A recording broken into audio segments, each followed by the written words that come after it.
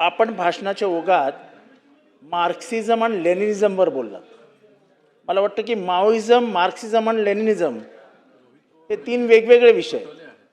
आपण जेव्हा माओवर बोलतो तेव्हा मार्क्स आणि लेनिनचा कम्युनिझम हा कम्प्लीट वेगळा आहे त्यांच्यापेक्षा. तर तुमच्या रेकॉर्ड जे आहे ते चुकीचं जाईल. मार्क्स आणि लेनिन हा एक्स्ट्रीमिझमवर जात नाही.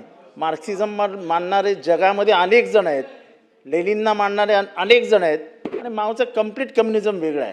तेव्हा आपले जे भाषणात आलेलं आहे ते रेकॉर्ड चुकीचं जाईल, कारण इतिहासामध्ये हा कायदा तपासला जाणार आहे. त्यावर मार्क्स आणि लेनिनला कोट करणं मुख्यमंत्री जरा चुकीचं होईल.